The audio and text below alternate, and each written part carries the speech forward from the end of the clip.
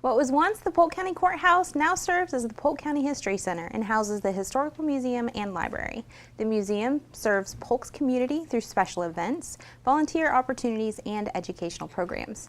More details are coming up next on Polk Place.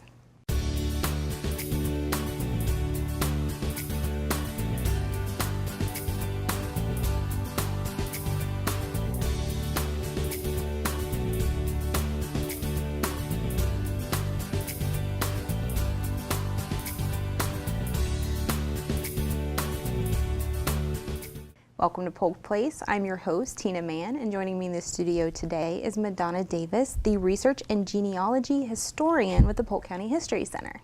Welcome. Thank you. Thank you for having me. I'm excited to have you on the show because you're pretty new to the History Center. So why don't you tell us a little bit about yourself and your background? Well, I've only been here for 4 months. I moved here August 9th, so I'm a new Floridian, and I was born and raised in Chicago. I have a master's degree in education and also a master's degree in library. I worked 19 years as a teacher and 8 years as a children's librarian. But in the meantime, I've also done some internships. I was an intern at the Newberry Library in their genealogy section, and I was also an intern at the Neighbor Settlement History Museum, as well in their library, but more with archiving. So this is kind of a blend of all of those things that I have been doing in the past. That's excellent. So how are you liking it so far? I'm loving it. I'm loving it. So what? The weather is really good. The weather is really good because you're from Chicago. I am, yes. So is it snowing up there right now? Yes, I've Already. been getting pictures from family at home of the snow that they're getting, and it's like 29 degrees. And it's 80 outside. I know, it's beautiful today. And they hate me for it. It's a little bit of a difference between our weather and theirs. Just a bit, yes, absolutely. Well, we're glad you're here. I'm excited to kind of get your input on what you are hoping to do with the Research and Genealogical Library at the History Center. Why don't you tell us first a little bit about what that is, because not everybody knows that it's there.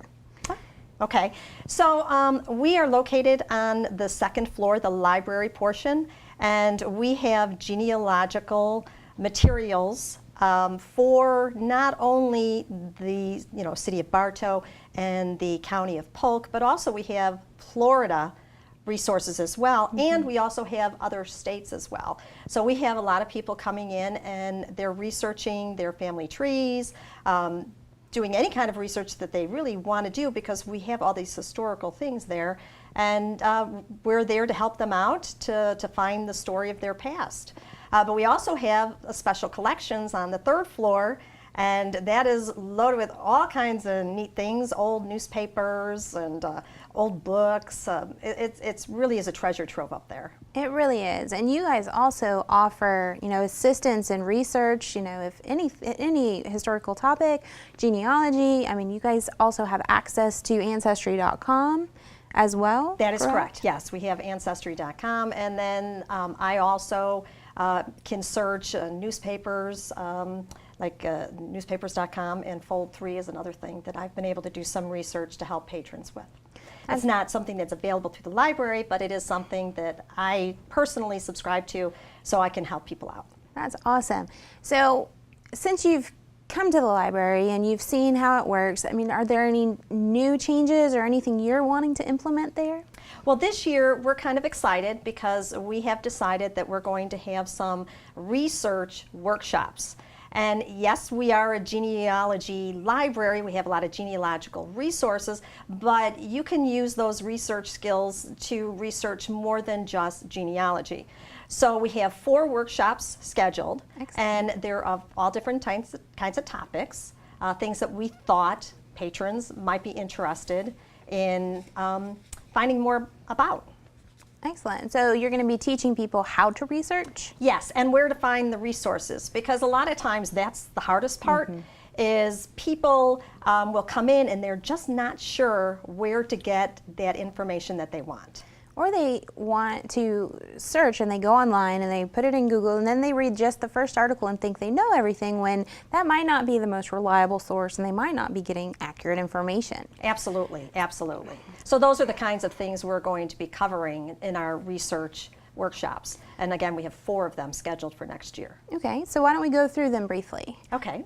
So when's the first one? The first one is in January, and it is Crime and Punishment, Researching Justice in Polk County. So what we have done is that we've actually researched 3 famous trials that took place in the courthouse that we are actually housed in. And so we're going to take the researchers that come and join us for that workshop on the paper trail.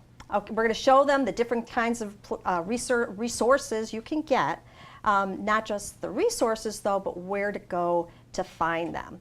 And we chose cases that actually cover different time periods because, for example, we have a case from the 1800s. Well, your sources, you're not going to have as many from the 1800s as you would from maybe the 1930s and 40s. And we also have a case from the 1980s, and there's a ton of resources that you can use. So we tried to spread it out so that patrons could see the difference in what's available depending on the time period. That makes a lot of sense because there was no internet back then. There was no video and things like that. So things were recorded differently back then. Exactly. So that is January 27th. That's on a Saturday at 11.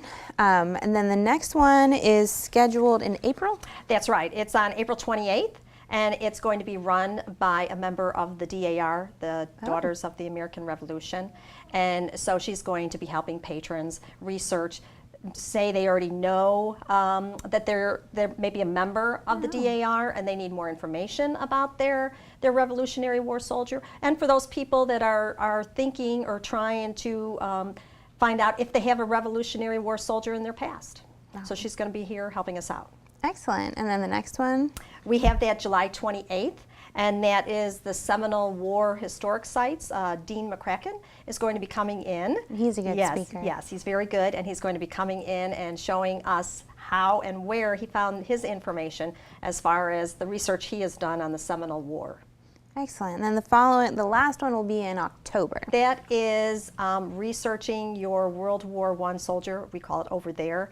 And basically, we're going to be helping our patrons research their World War I soldier to commemorate. This is kind of a commemoration of the 100th anniversary of the soldiers from this area that marched off to war back in 1917. So we've done a lot in the History Museum because of World War I and the anniversary, and so this is just another way of commemorating and exploring those brave men that marched over there.